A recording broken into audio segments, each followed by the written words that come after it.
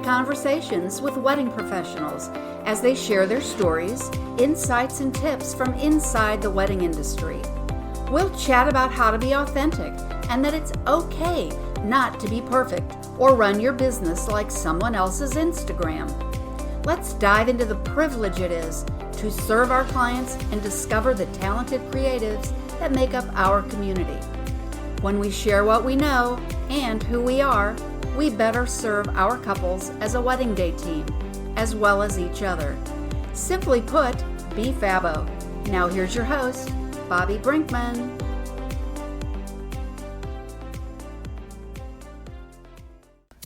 Hey, welcome back, Fabo Podcast listeners. Hope you're having a Fabo Friday and you're doing wonderful, wonderful things, creating memories this July during hopefully a spring break. But this is the bonus episode that is chock full of some questions and answers that we felt deserved a little bit more attention.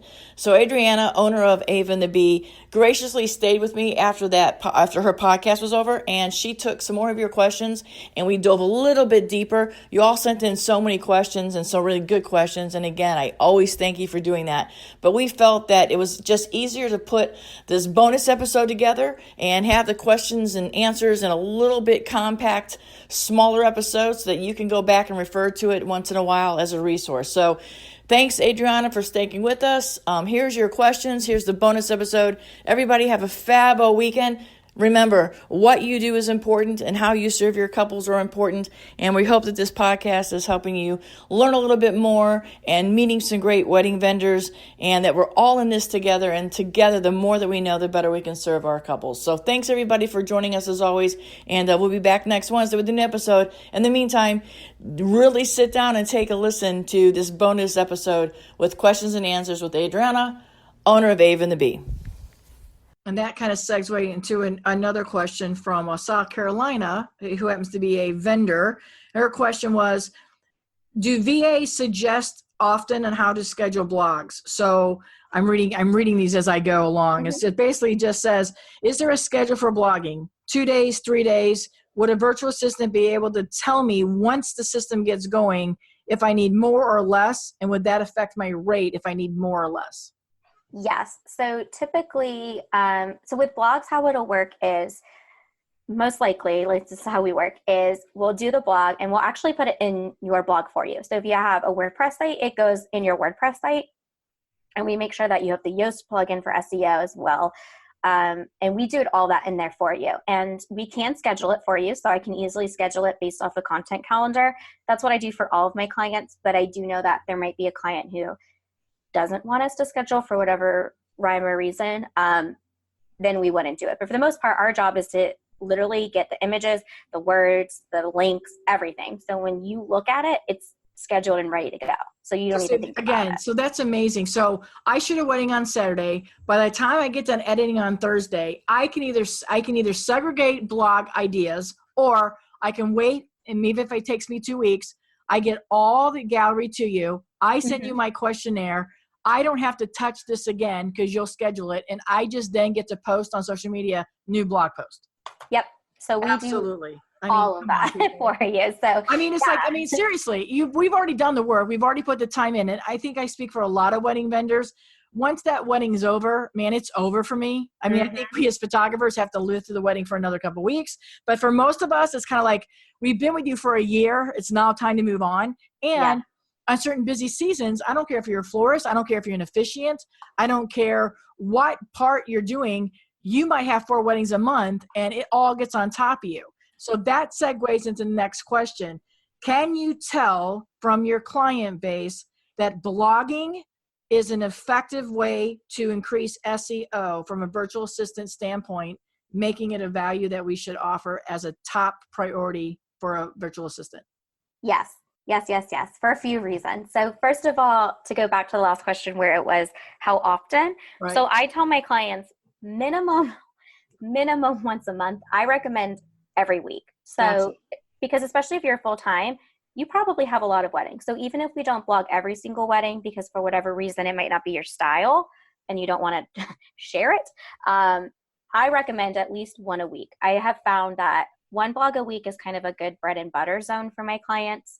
I have a few where I do 2 or 3 times a week.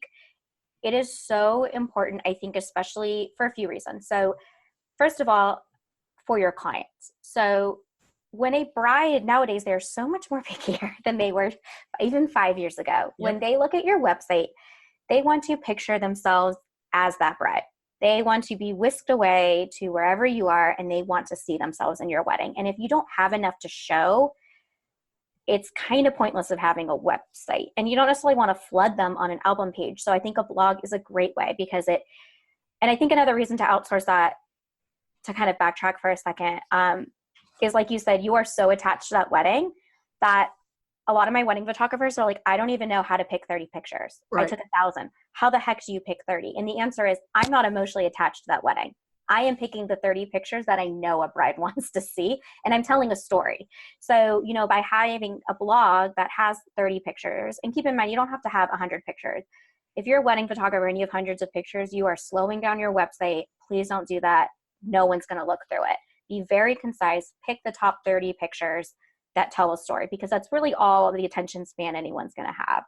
And so it helps with, not just capturing a client, but it helps with SEO in terms of having alt tags and images, having something to blog, having something to pin, and it tells kind of Google that you have fresh and relevant content, which is really important for SEO. You kind of want to you don't want Google to think that you don't exist anymore. But by blogging weekly, you are constantly updating your website. And in Google's eyes, that's wonderful. They want fresh and new content. So I think blogging is just kind of one of those easy ways as a wedding professional to get content. Because in a lot of industries, you don't have weekly content. But if you're a wedding florist, you probably have more than enough weekly content. Well, and I think that's a task that's hard for us because, like I said, we want to your job is to get us future clients, and sometimes we're trying to tell the story about the wedding that just happened because we know the backstory, where you immediately look at the photos and go, this will look for this, and this is good for our future client, and then you write the story where we know the story first. That brings us to the next question, which is perfect for the blog thing. I'm new to the industry. I've done several weddings that have no vendors. It's been all DIY. How in the world would I get a virtual assistant, or how would a virtual assistant blog about this when there's nobody to talk about? That's a good question. Yeah. So that's interesting because, like you said, if there's super DIY and no vendors, that's pretty rare. So I think in that case, you would have to really just talk about inspiration of the wedding and the couple. I think that's one of those cases where you just need a lot from the couple. So just talk about DIY weddings. Exactly. Listeners, I'm a 37-year person, and I can tell you that there are times that I'm the most expensive thing there, but I can always find something that will tell the story without having vendors. But am I true, Adrienna? And it's great to have vendors because that's another tag or something else you can reach out to. And then your blog would also be including their links and vice versa. Yeah, so definitely backlinking is really great. If you have a DIY wedding, like you said, there's a reason it's DIY. There's probably more of an emotional attachment, which can make incredible content. Talking about them hand making a wedding cake, I could talk about that for an hour because that's pretty incredible. To make a wedding cake is a lot of work. And it definitely, vendors do help because, it creates, when you're blogging consistently, it can create a great community because you can encourage other vendors to share, like, hey, photographer, I was the wedding planner. Can you share this? And they're most likely going to share it because they want to share their work too. Exactly. And Sarah from North Carolina, basically to, back onto that is, can virtual assistants not just do a wedding blog for my images, but can they also create content such as tips on how to prepare for a wedding day or tips on what makeup not to wear? Can virtual assistants pull this content without me having to create or give them the content? Yes. So definitely 100%.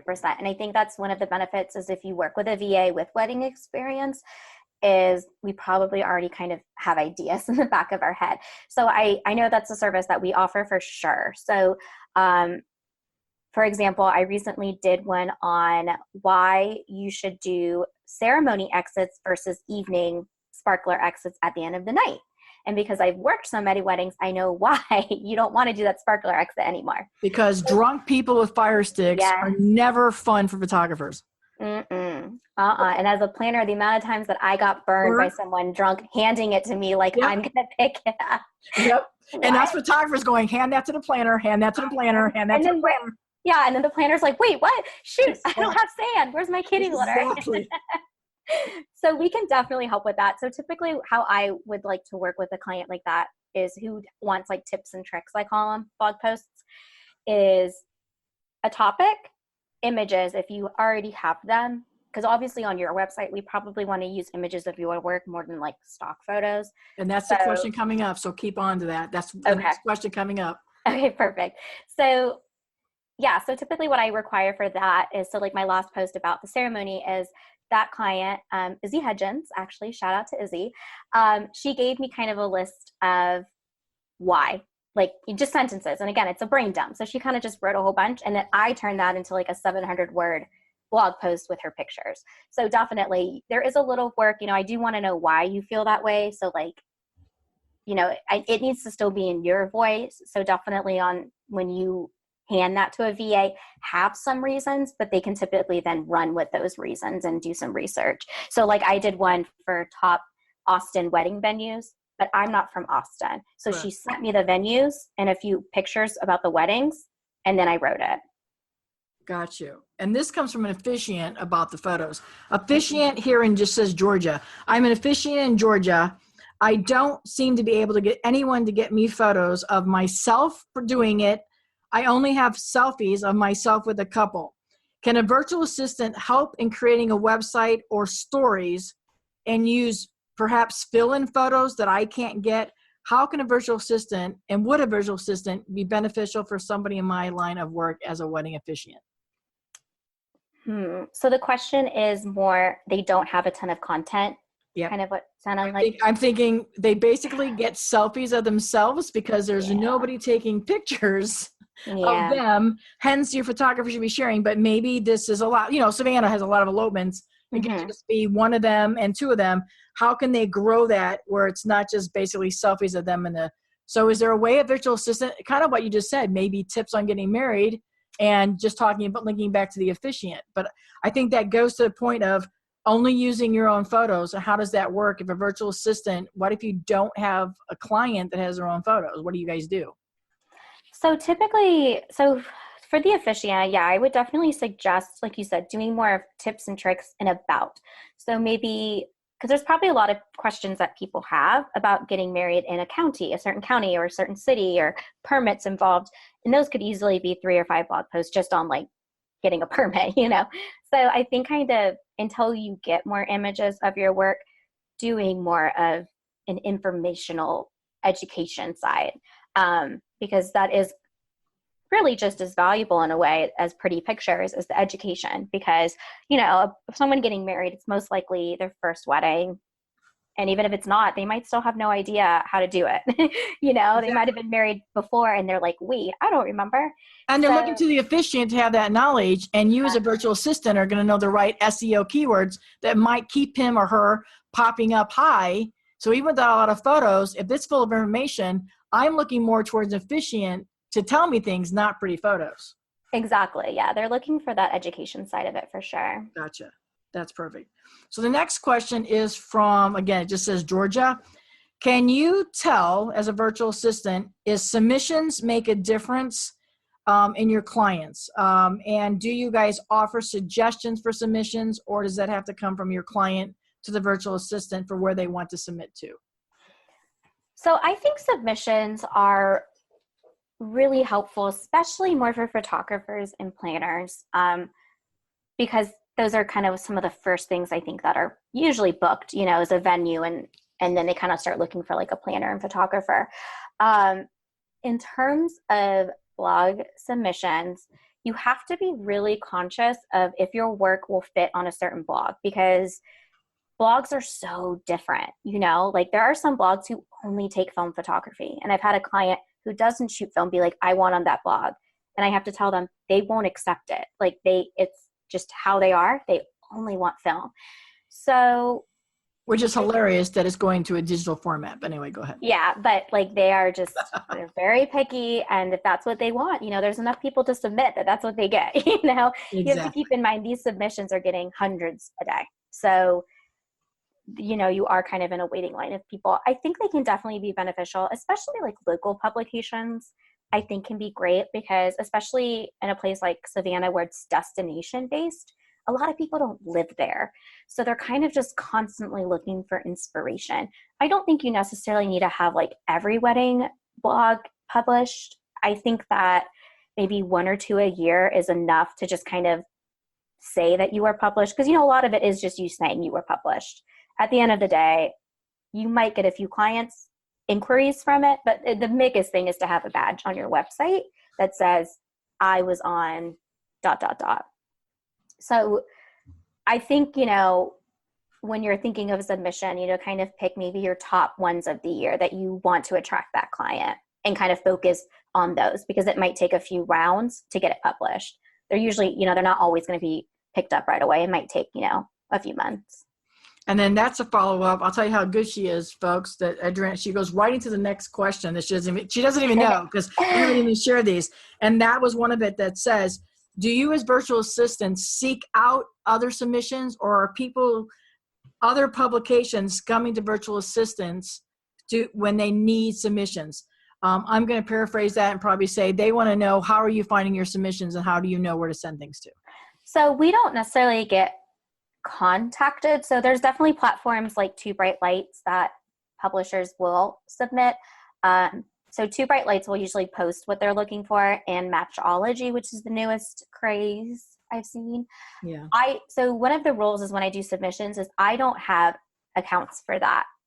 You have to have an account for that if you want it submitted through Two Bright Lights. So if you're submitting to a blog that only offers Two Bright Lights as a submission process, because you need to have that already. Just because it's something that we don't usually offer is that subscription service because it needs to be connected to your account and everything. But that same thing with process though, I would just would I have to do all the work on Two Bright Lights or would I send you my gallery or do I need to fill out all the Two Bright Light information and then you write it from there and submit? So we would do all of that. So time saving people, time saving. Yeah. So you would just give us, and I have like questionnaires that I send out that tells you what to give me. And then you give me the info I need because every blog again will be different on what they require. You give me the info. I then push it out into the publishing world. The thing with online publishing is, they're so picky. And they get so many submissions a day. Like that's just the world of it. So they're not necessarily usually looking for stuff. You just kind of have to, I'm on blogs every day. And like I said, I have a spreadsheet. So I'm just really devoted to finding what they want just by looking, and if you go to their submission page, most of them will literally tell you exactly what they're looking for. And I think people don't realize that. Like it will tell you, we don't want this. We do want this. Exactly. So just look at it. And if you have a wedding in mind, then submit it there. Don't submit it to someplace who's not looking for that. You touched on a very key point too.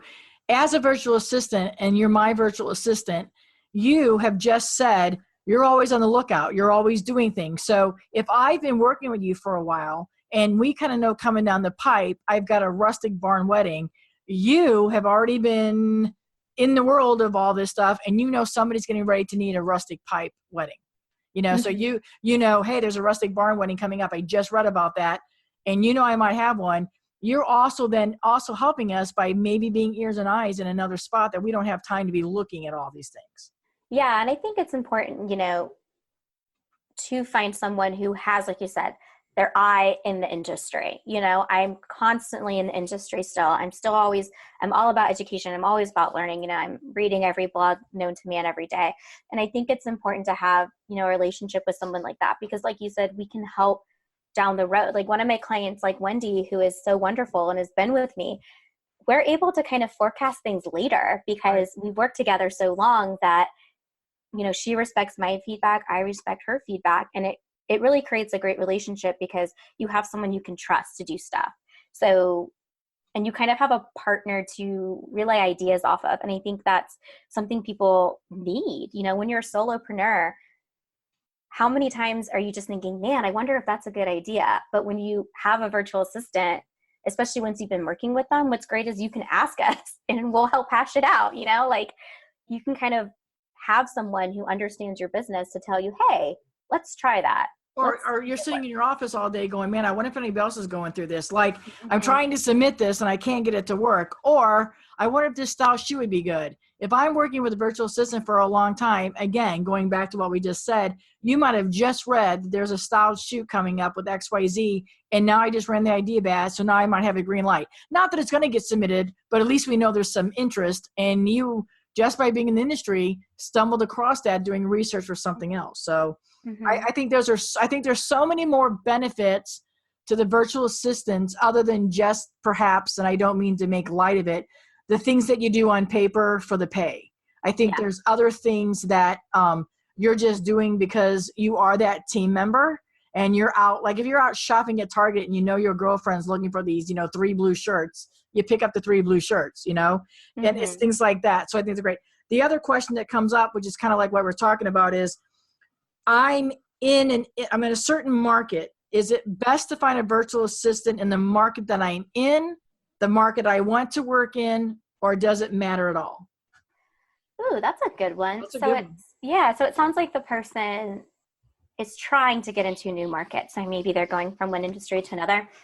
So I always recommend finding someone who, if you can find someone that has experience in both, that would be great, obviously. But depending on how different those markets are, they could be totally like night and day. I would always just find someone who is going to cater to the needs that you're looking for now. So if you are looking to dive into a different market, maybe try to find someone with that experience, because that might help you grow there a lot quicker. Right. Good. I mean, we have smart listeners, don't we? I mean, come on, these guys are fab. I mean, that it doesn't. And I don't know who you are. You guys didn't tell me who you were on that one. But I do have Mark, catering from Georgia. His question is, I struggle with creating menus and creative looking programs. I don't have that brand. I don't need you to cook, but can you help me bring it all together in a menu and my paperwork? Yeah, so that sounds like kind of graphic. Yep. So definitely a virtual assistant can help make things pretty, as I call them, very basic. So for example, I actually had a call with a client this morning, and we're working on, quite a few things. And one of the things we're going to be working on next is taking their pricing sheet and making it pretty, because they're like, I have a pricing guide, but I want an experience guide. I want to walk through us as a couple. It's a husband and wife. I want to dive, but I don't know how to design it. So you can definitely hire someone to make something in Photoshop or InDesign and kind of take your words and turn it into a pretty graphic. So, for him, it would be taking a menu item and making it on brand. So making sure it looks nice. So whenever you're sending it, it's not just like a Microsoft Word document. It's like a PDF. And that leads into the next creative question. I did kind of put them in groupings. So I'm not going to lie. These people didn't just come up. I kind of put them in groupings. So the question would be, does any of the work that a virtual assistant designs on their own, is that their intellectual property, or does that belong to the client? Ooh, that's a very good question. I'm telling you. So typically how it works is, like, I know in my contract, the photography and everything is your rights. I don't have rights to it. However, as a virtual assistant, I am allowed to share that work as my work. So there's a few ways you can look at it.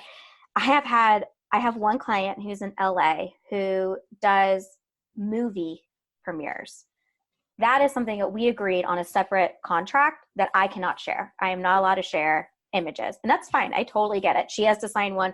Right. I have to sign one. For the most part, like, the only reason your VA would use it, I would say, is as a proof of their work. So maybe if it's like a proprietary thing that you want no one to see, you probably should let them know, because there's a chance that they might share it as like, this is a PDF I did. I know in my contract, that's the only rights I really have, is like to share it as an example of a piece of work. Well, I think maybe that goes back to, like, with Mark, like, what if you designed his whole menu? Like, if you came up with a whole new menu, and he doesn't have anything, like, he obviously the words, but I mean, you come up with a a fresh wafer carrots or radishes to look on the brochure. Does that belong to you as long as he's your client? Or if you as a virtual assistant leave, does Mark still get to keep that because it was created underneath the time of being with you? Yeah, so the client will keep everything. So no matter, when a contract ends, because there are some VAs that you can hire that aren't long-term. So I have some clients, so I only work on a 3-month basis. It's like project basis only. And then I have others that are long-term. So definitely like at the end of a project, it's all theirs. They keep it all. I'll typically keep a copy, like I said, for my records. But for the most part, it's all theirs. And you don't have to say that someone did it for you. Like no one, like you don't have to say that someone, like Ava and then B made it. Like, no, my name doesn't go anywhere on that. The McDonald arches on the corner have that guy who made the gold. Yeah.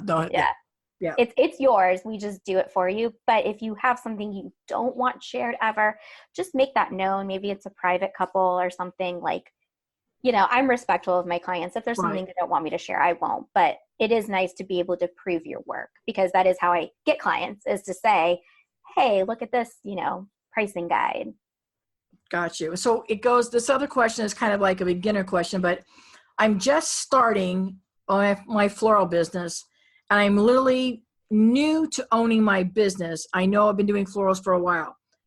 I think outsourcing would be great for me. How soon should I get a virtual assistant or start looking for one? So I would say as soon as you are financially feeling comfortable, because it is a money commitment. So you want to make sure you're just financially feeling like, okay, like I can still eat, and B, when you start to just feel like you're running out of hours in the day, and that's usually pretty quick when you start a business. I think if typically my clients who come to me have been in business for at least a year. If you're super brand new, I think it is good to find one. I would just make that person aware that this might be more of like a growing, helping them grow, because that's a little different. You might need someone to help you with launching strategy. That's going to be a lot different than someone who's been in business for 5 years. Or just like, hey, I need a logo, I'm starting with you, which is what somebody might be doing. Yeah. Yeah. So you kind of just have to find someone who will help the specific needs you might need as a growing business versus established. What I think too, it's another thing of going into, I'm in this business, and I think you will probably agree with me based on your transition of your story. I'm at a point where, you know what, it's not fun anymore.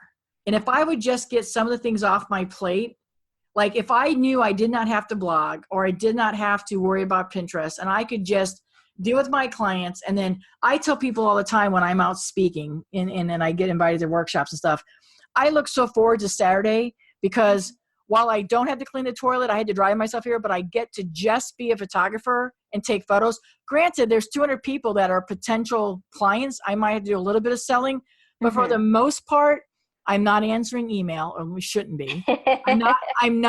I might be doing an Instagram story, but I get to just be what I wanted to be from the beginning. And I think that if you're at a point of very beginning, you're a great virtual assistant, but I think you would bring so much to somebody who is getting to that point of being burnt out. And I might, if I could just get some of this off my plate, I might actually like this again, which is why I wanted to be an entrepreneur to begin with. I wanted to be my own boss and be creative, but now I'm overwhelmed. So don't you think that that's really a great spot for you guys to target, and that maybe some long-term, almost burnout career people should really be able to start seeking you and just, like you said, do short-term or long-term, but maybe just figure out, hey, for the next year, I want you to do all my blogging and see what happens. If you don't like it, why not try it? Mm-hmm. Exactly. And that's typically what we notice is our clients are at the stage where, like you said, they're burnout, they're exhausted, and they know stuff's not getting done. They just, every day the week ends and they're like, I didn't get to anything on my to-do list. And that's when we come in. And I think you definitely, and that tends to be why people tend to invest quite a bit, is because they start to see all of the doors open, and they realize how quickly it can grow. And it can start paying for itself. I mean, if you are giving your, and again, your virtual assistant can only do really good things with good content. I mean, but they're going to up your content. But if they're doing your blogging a couple times a week and you start getting clients to come in the door and you're booking yourself out, no matter who you are, officiant, florist, caterer, and you within 6 months of working with virtual assistant have booked your year out, that investment has tenfold over to you because now you're busy and keep growing with it. But I think when you start seeing the return of investment, and man, I have time, I could actually go to dinner with my friends, or I could go out on that Thursday night, or I could, if I wanted to, go to a client meeting. Look at the things that you're freeing up to give the people space for their business to grow. Yeah, it's really, the door's open. It's kind of fun to watch our clients have those aha moments, because that's usually how it works. Is they're like, wait, you can do all of this? And I'm like, yes, all of the things, so it kind of helps clear up your schedule. And before you know it, you're going to have a lot more hours. I think that is cool. Let's talk a little bit about trends. Since you're virtual assistant, are there just a general wedding question? Are there trends that you're seeing in some of the weddings that are coming through to you that you're like, wow, that's a trend, or man, I wish that would go away? So the biggest one I'm seeing are elopements. Those are blowing up, which is adventure elopements is actually a searchable hashtag. Yes. And I have 2 clients that are only adventure elopers. That's all they do. They travel the world. They're currently, one of them is in Italy right now. I had a call with them today, and they travel the world doing elopements. So that's a way bigger of a trend. And even just some of my Southeast clients, I've noticed they're just booking more elopements. That's just tends to be the hot thing right now, which I love. I'm all about summer weddings and elopements. And I know as a vendor, we love them even more because it's less hours and less of a toll on our bodies to be at a wedding all day. But I just think it's more fun for everybody too, because it's not just, oh my God, I traveled here. This, our market destination. People get here on Friday night and Saturday morning, the planner's got a 9 o'clock, let's go. You're like, oh my God, I need a vacation from coming down here.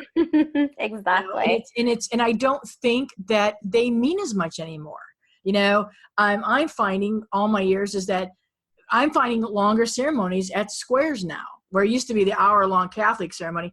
I'm finding ceremonies are turning into 35 and 45 minutes, and they're meaning something. And there's musicians at some of these elopements and smaller weddings. And I'm seeing less. And I think, you're not here right now, and we'll talk a little bit about where you are right now, but you're not here right now. So you're not seeing that. I'm seeing some of these venues, like I'm getting done at some of these venues at 9 o'clock.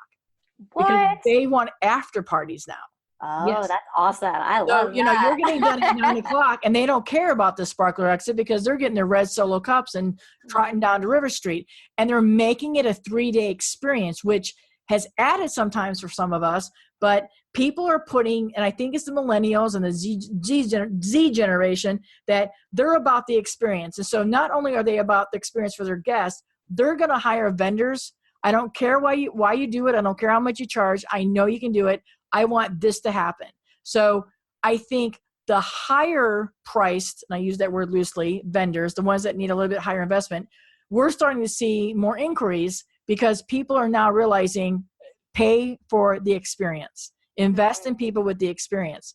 So again, that goes to, if I can free myself up and have a virtual assistant, I can do a 3-day experience with my clients, knowing that I might have rehearsal or a welcome, as they're calling it now, party, and I want to blog about that. Then I have the wedding, and then I have the exit brunch.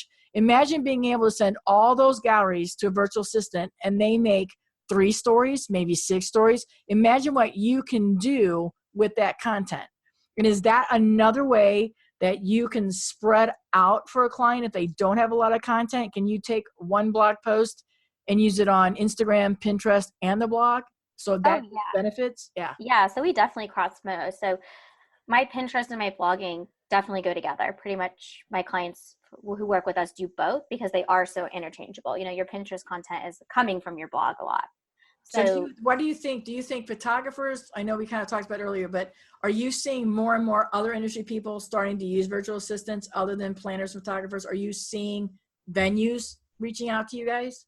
Yes, I've actually had, I would say the ones that I'm hearing from the most, more than usual than I did before, would be venues for sure, and hair and makeup, because a lot of times, they book 5 weddings in a weekend because they have a team of girls or, guys. So I would say hair and makeup is another huge one that's up and coming because they have a big team normally, but they're not the ones blogging or doing the website. You know, they're the ones doing the makeup who might be subcontracted. So I would say those are kind of the two more recent that I've seen. I've also got a lot of inquiries from DJ companies, and also like planners who don't just plan weddings, but plan like bachelorette parties or the other events, you know, because sometimes I've noticed that's a trend now, is to hire someone to plan your bachelorette party or your welcome party, you know, like a separate event outside of the wedding. Like I said, it's all about the experience. These people want all about the experience. So one of the other questions that come up is, can I be a client, only client for a VA? Is there something about exclusivity? Can I pay enough money, I guess, and just have you, and you take no Whitney or nobody else? Can I keep? Ooh. I guess. I mean, I think, I don't know. I mean, probably yes. Could you find someone that you offer enough money that pays their bills? Probably. But I think kind of the advantage of having someone who takes different clients is they're constantly in the industry no matter what. So they're not just like fine-tuned on like maybe one city. I think it's important to know the industry, how it's working as a whole in other areas as well, in case, you know, trends, because as you know, trends fluctuate. Like when I worked in bridal, you know, a trend on the West Coast, Oh yeah, they feel it years, literally years before we did in the South. So what was coming out at bridal market, I was like, my girls aren't going to get that for 2 years. Like it's right. Very different on the coasts. So technically, if the price was right, yes, I would. Yeah, but I think so. Since you're a guru and you're an expert, do you ever think about maybe offering, and you probably have already because you're a business person, creative, offering a workshop for virtual assistants? Is there's plans for you to do something like that, or you know, where you come up with a conference where everybody comes and gathers and you put everybody under one roof that's a virtual assistant? Yeah, so I'm actually, yes. So with my academy, like I said, we're kind of, now that I have the main course, we're going into kind of the mastermind section of it. And we are, I have a few people we are interested in doing some kind of conference. So it would probably be smaller at first, but it would be more focused on creative VAs and wedding professional VAs, because I love education. And that's one of the reasons I love my course is I love teaching people. You know, I love spilling all of the things that I've done in my life and how we can, you know, grow their business. So I definitely, hopefully someday. Well, I think that would be great, because I can tell you as an outside vendor, if you had a conference that you were doing and then you had a lunch meet and greet with the local vendors, and we could come in and talk or meet, just you set up and we come in and find, I'm good at blogging or I'm good at this. I would definitely invest in coming into a lunch, 90 minutes, 2 hours, where I could walk around and you talk about feedback from your people. I could go face to face, meet somebody like that, and then do the hookup instead of spending my time wondering if I'm picking the right person. That would be such a wonderful service, because you are so good at education. That would be such a wonderful service. I think you could offer somebody in a small conference. Oh, see, I love that idea. Yeah, we would actually, the girls in the group already said they want it in Savannah. As soon as I posted it, they're like, Savannah. So exactly, because it's easy to get to from most places. Yeah, so the girls in my group have already said they want our first get together to be in Savannah. So share a little bit of personal. We're talking about personal. Tell everybody where you're from, why you're there, and where you might be able to end up coming soon, where you're going to be spending some time. So I am originally from outside Cleveland, Ohio. I'm from Akron. Go Buckeyes. Yep. I was in Savannah for 7 years. I met my boyfriend who was in the Army. He was at Stewart, and we all know what happens. They move. But my boyfriend actually goes to Cornell. So my boyfriend got out of the Army, got accepted in the MBA program at Cornell. So I am now in Ithaca, New York. So it's great with being a virtual assistant is doesn't matter. It doesn't matter where I am. So I still have a house in Savannah, so I come down a lot. And next year I will be spending a couple months in Italy while he studies abroad in Milan. And then after that, most likely Milwaukee or Chicago. Cold. Yeah, he got an internship at SC Johnson. So if all fares well, we will be moving back to the Midwest where I'm from. There you go. Well, see, and look at, that's one of the things that it's almost a perfect spot to end on. We came for full circle. You started in the industry, you're still in the industry, but you are not tied down by the industry. And as a virtual assistant, you guys can be offering service, providing a service. And I think in the creative industry and in the wedding industry, that's why we're in it, because we all want to be of value and serve. And I'm all about serving somebody. I'm all about being of service to somebody. And I think being a virtual assistant, especially much needed in the wedding industry, just like you're doing, you can work from anywhere and still be of service to your people, adjusting to a time change and everything. But you're adding such a value to why we already do what we do. And I think your academy will just blossom and bring us more choices for people. And again, I don't know you all that well, but I've been a fan of yours for a very long time. I follow you. I watch what you do.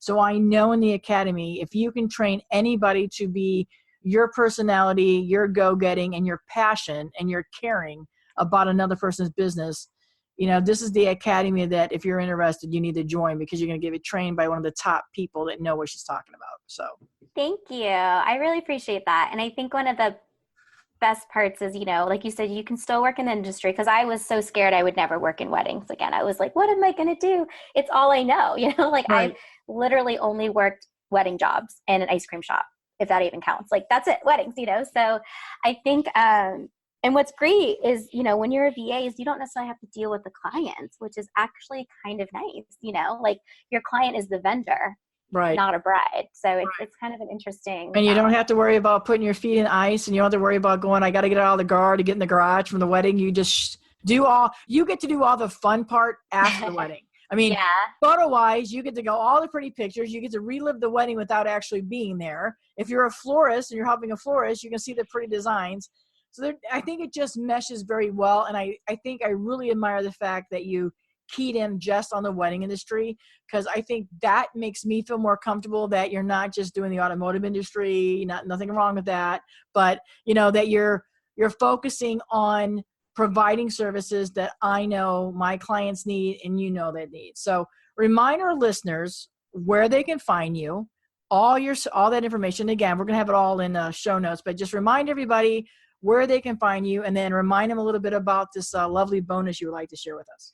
Yes, so you can find me at avaandthebee.com, and on social media, I am at Ava and the Bee on Pinterest, Facebook, and Instagram. I'd love for you to follow me on Instagram. We can connect. And then my academy is called the Creative VA Academy, and you can find all that info on my website, avaandthebee.com. And then the freebie I have for you guys is a PDF that is going to talk about outsourcing. So it's going to go over kind of some FAQs that we covered about, what is a VA? What do we do? How do you work with us? Different types of VAs, as well as literally hundreds of things you can outsource. And I also have it broken down by industry as well. Cool. So there's an overall list, and then there's industry, because I know sometimes it's easier to just think, I'm a hair and makeup artist. What does this mean for me? And then it also will walk you through the questions before you outsource. So kind of walks you through what you should outsource. So you kind of have a guide before you start contacting VAs. You're prepared, and they're going to be like, man, you are so prepared for this. Exactly. Well, I want to, and Tina will have that in the link in the show notes, so we'll be able to link it. But I wanted to just ask for my listeners, because I know it's going to come up, because it was the last question I was waiting to ask. If they reach out to you, are you able to help them find a virtual assistant that came out of your academy? Yes. So I officially have team members. So I am no longer booked. I was booked for about 7 months when it was just me. But at this time, I am taking on more people. And if you are looking for things that I don't offer, I have a ton of great girls that have specific areas that can help you. So I have a full team that I can give you info on other VAs as well. If there's something that we can't do, I'll give you all the info.